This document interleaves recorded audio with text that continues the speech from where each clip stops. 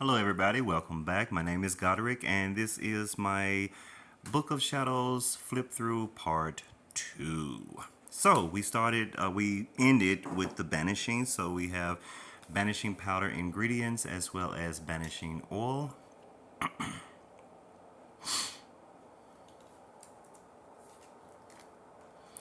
So, now we get into the hot foot powder, the ultimate banishing. So I talk about the hot foot powder, how to make it, how to use it in your practice to get rid of someone. Now, the two main ingredients for hot foot powder, of course, is sulfur and peppers, but you can just put other items in there that's also meant to banish as well. So it all depends on you. This is your practice. Don't let anybody tell you what you can and can't do. All right, it's got some banishing chants and a rotten apple spell here. Here's some banishing sigils, not my own, but some banishing sigils that I use.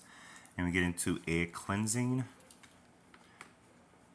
And talked about cascarilla, and right here is a whole how-to on how to do an egg cleansing, and also how to interpret.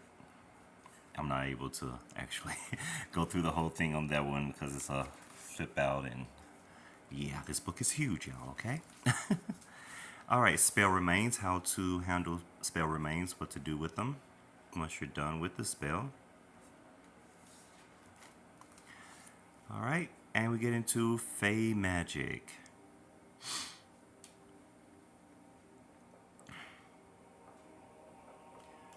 Okay. All right, so it's talking about right here. I got some rules on what to do and what not to do, how to have fairy bells and how they work, how to use them.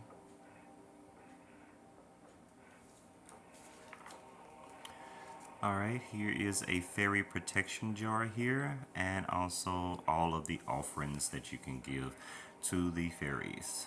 Always make sure if you're going to work with the fairies, make sure you give them offerings. Please don't be rude, because that's just rude.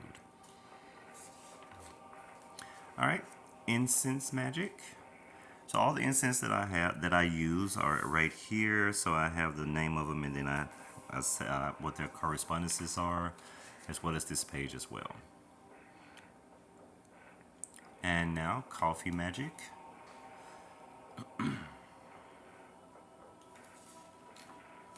More about coffee magic here. And here is personal effects. Now, yes, you can get somebody's picture, you can get somebody's name paper, but when you get somebody's personal effects like their blood, their hair, nail clippings, even underwear, that's like a big, huge tag for that person, and you can really do some serious work with those type of things. So. All right, a return to sender spell. I actually have a return to sender sticker on there. I thought that was so cool. And these are some good spell omens.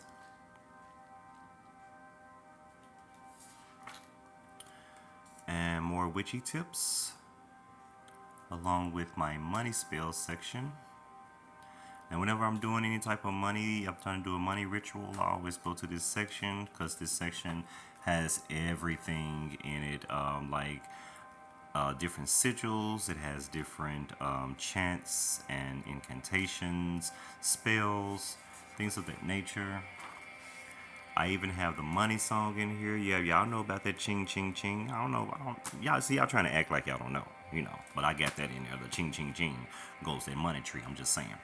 So I have this money meditation here. Okay, then I have a tarot spread just in case I'm going through a financial situation, and I always go to my cards to see what spirit need for me to do. What should I do? What type of course of action should I take? Okay, a pay a bill spell as well as an emergency fund spell.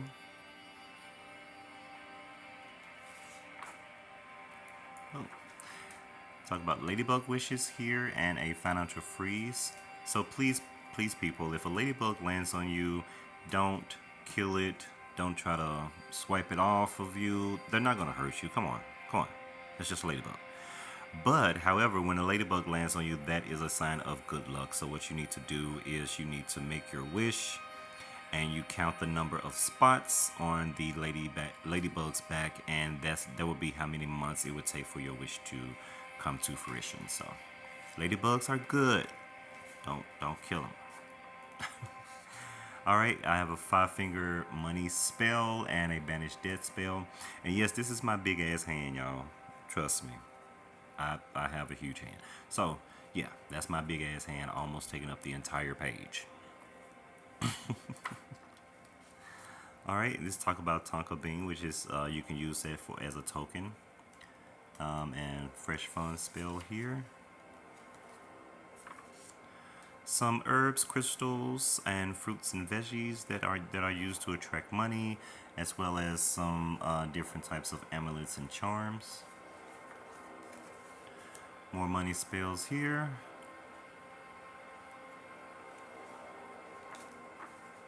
And one last here. So now we're going to talk about mirror magic. And I saw this.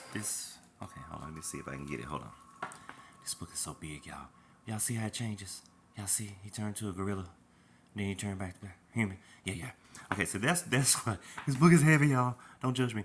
But anyway, I saw this on the front cover of a book, and I was like, I only bought the book for this. I tore it off the front cover, and I think I tossed the book in the trash. It was like a dollar store book, so I didn't feel like reading it.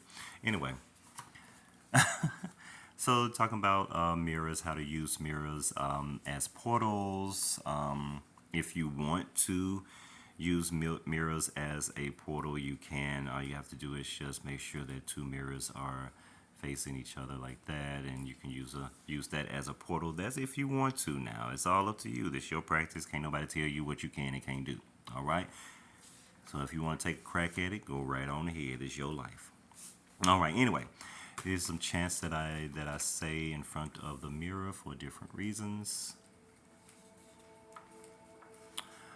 Now I got this from Roland. I think that is Barthes or Barthes. I don't know.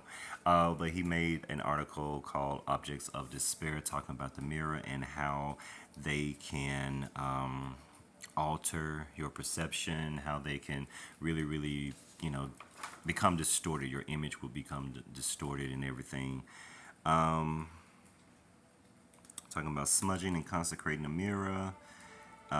It's talking about black mirrors and another mirror spell here. So now, the witch's pyramid: to know, to will, to dare, to keep silent, to go. Yes, every practitioner needs to know exactly what they're doing. To know their practice, to know them. How are you gonna really effectively perform magic when you don't? You're not even trying to learn. You're not trying to read and study. So you have to know. Then you have to will, to have that determination. To dare. You're trying to step outside of your comfort zone and actually doing the damn thing. Don't talk about it. Be about it. Okay. To keep silent, it is best that when you are doing your workings, to not let everybody and their mother know what you're doing. I mean, it's no one's business what you're doing, because someone could be a hater, and then they can end up trying to sabotage the working that you're doing. So that's why whenever I'm doing a working, I don't show people that, because no, you ain't gonna get me. And of course, the last is to go. Okay. You kind of go forth and manifest that thing that you're trying to manifest, All right.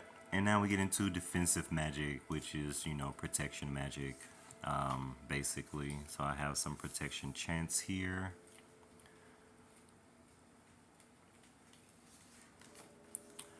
All right. And we get into protection herbs as well as crystals.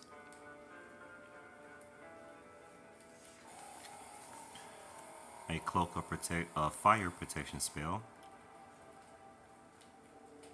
I still haven't written anything in these yet, but I will. I get to it. It's a working book. All right, so this is a prayer to Satan for protecting me. Yes, I do worship Satan. Yes. And if you don't agree with me, then that's your problem, alright? Anyway, we have the threshold protection spell here.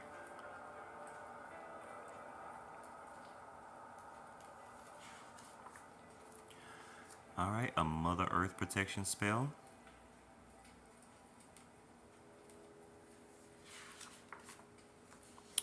Alright, so that's done with the protection. So now I talk about mustard, how you can use mustard in your practice. Remember, mustard is all about sour, it's all about separation, broken trust.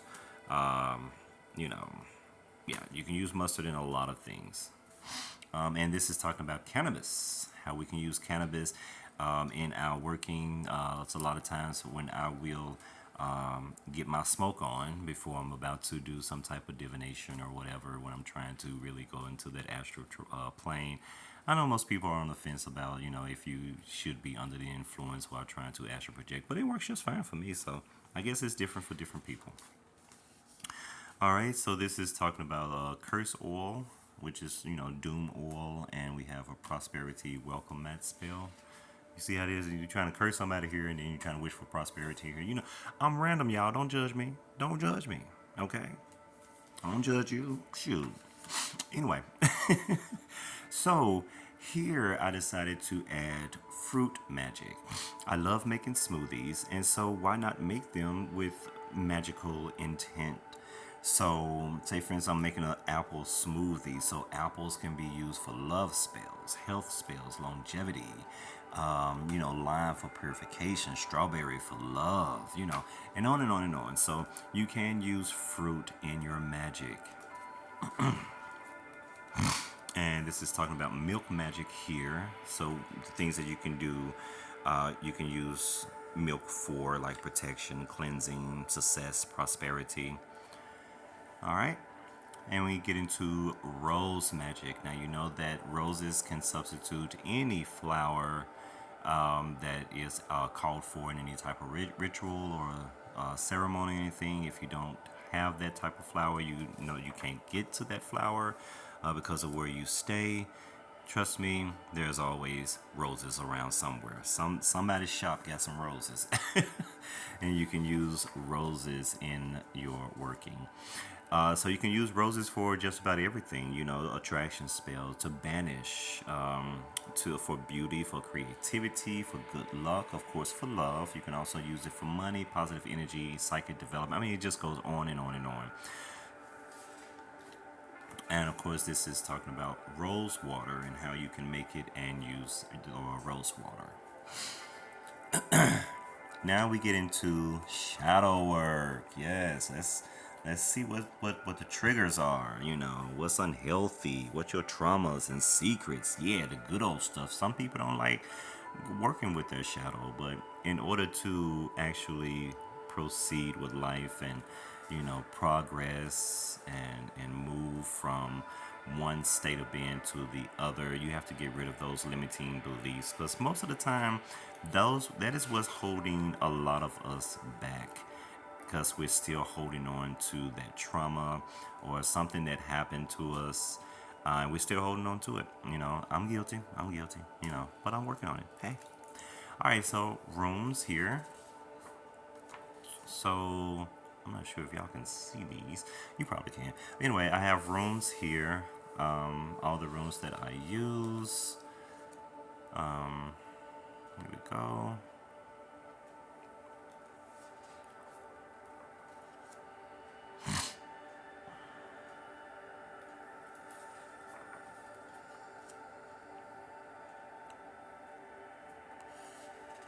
Okay. The magic of peppermint, how you can use peppermint in your magic. So, there you go.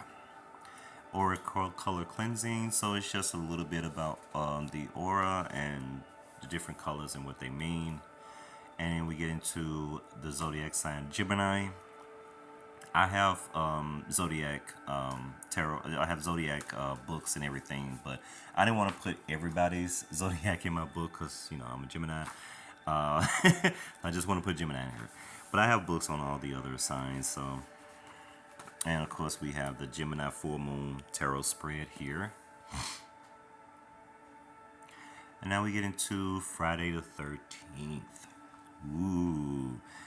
Now, actually, Friday the 13th is actually considered good luck for practitioners. That is a good luck day.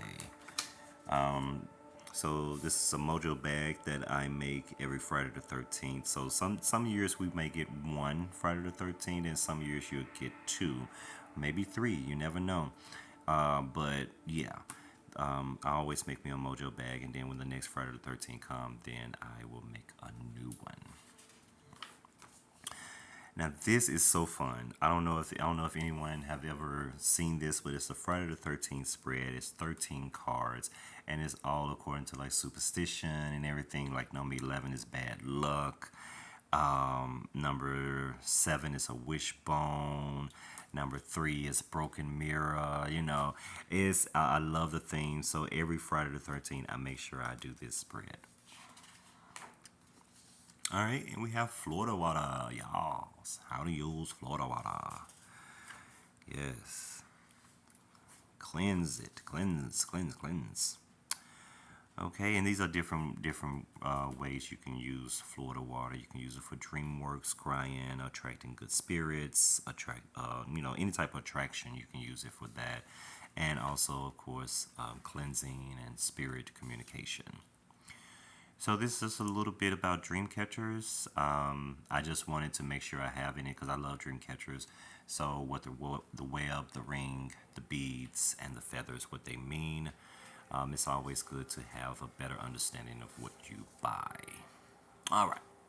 So we have the magic of chicken feet here, and then I talk about garlic magic here. So there's some more there. All this is chicken feet, and this picture here is an actual picture of the very first chicken feet that I dried out and painted. I first painted them black, and then I painted the nails different color.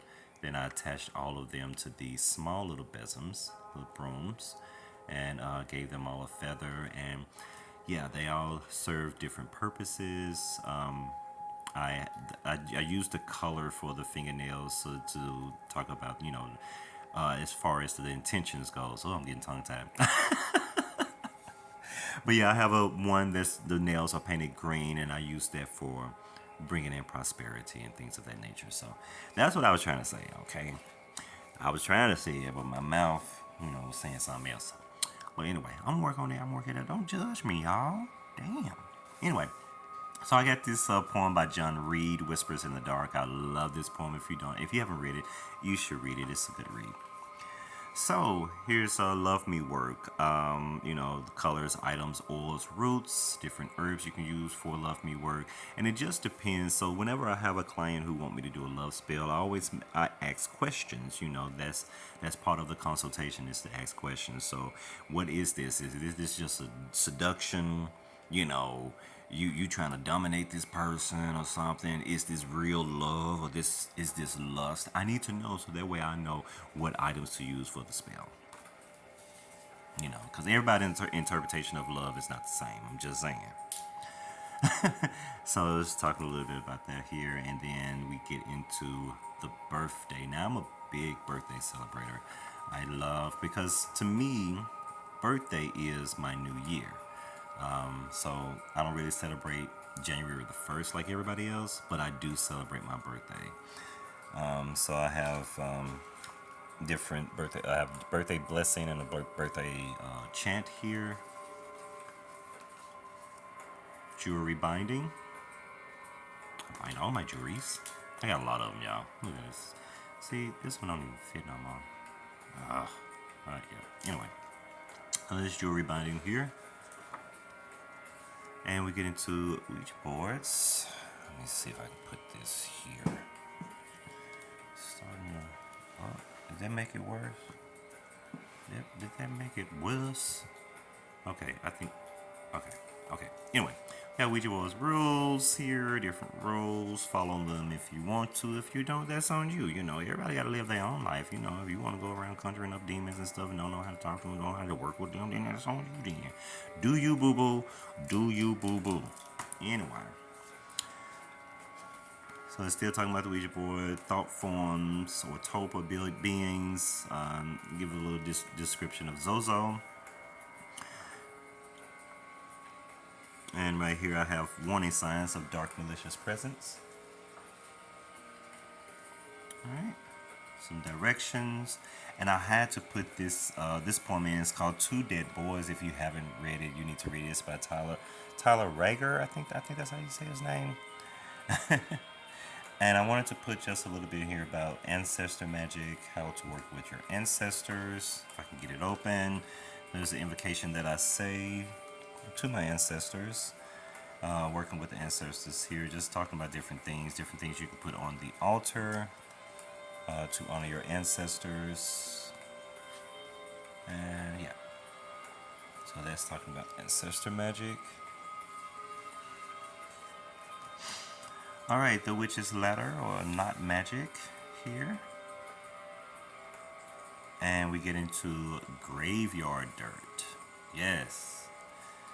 So it is so important that if you're going to be using graveyard dirt, to make sure you do it right. Make sure you are you're respecting the dead. Don't just go into the cemetery and just start digging dirt. You know, you're not going to like what's going to follow you, because yeah, something is going to be attached to you for sure. I'm just saying. So anyway, Cartomancy, which is the divination using dice. So a real easy way to use dice is to have like a yes or no question. Normally whenever I am stumped and I have no idea what I'm gonna do, where I'm going, so I ask a question with my dice as I am shaking them up. If I get a even number, then that means yes. Odd number is no. That's just for me. It might not be for you, but for me. Okay. Now we get into grounding. Do I need to move this over? Let me see. Okay, here we go. All right, grounding. The importance of grounding, different techniques to ground physically, mentally, and also soothing. All right, and this is a grounding. It's a grounding chant. I'm sorry. Something that's caught my attention. Okay, then we have the grounding tarot spread here. Now we get into Goofer dust. Now this Goofer dust is not, you know, it's nothing nice. Okay, you're not trying to be nice at this point. If you're going to use Goofer dust, you're not trying to be nice. You want to cause harm. You want to cause some type of illness, fight, whatever with Goofer dust. You know, that's when you've had enough. You've had enough of their BS, and now you're going to use their Goofer dust. All right. All right, and this I have the Curse of Hecate here, along with a curse that I made on the back. You can't see it all, but you know, I get it right there. Anyway, Cartomancy. This is the art of fortune telling using playing cards. So you might be in an area where you probably can't get tarot cards. Guess what? You can go to the Dollar Tree, get you some playing cards, okay? And you can use the playing cards for divination, just like tarot. So hearts would be cups, spades would be swords, diamonds would be pentacles, and of course clubs are wands. All right. So it's just going into detail about each set, hearts and diamonds, and spades and clubs. All right, a little bit more about how to use this type of divination. And we have the gypsy spread. I love this. This is so much fun. So you have three. You have A, B, C. A is for the past, B is the present, and C is the future. And you have one will be work, home, luck, friends, support, love, plans, and your personal question. So like if you pull C2, then that means that we're talking about your home needs for the future, and so on and so forth. Okay. And you get into shoe magic. How to you can use your shoes to do a magic spell, or you can use someone else's shoes to do a magic spell on them. Sun magic. See, I told you I work with sun. But yeah, work with the sun. There's different types of sun. You know, you got the rising sun for you can do new beginning spells, growth spells. The noon sun can supercharge your spell. Afternoon, it's about reflection, and of course the setting sun, you can use that for banishing. Get into retrogrades. Yas, get into it. And you know, I'm gonna go ahead and stop this here, and we're gonna start. This is gonna be part 3. We have just a little bit left, so 3 won't be as long. So I'm gonna go ahead and stop it. Thank you. Blessed be.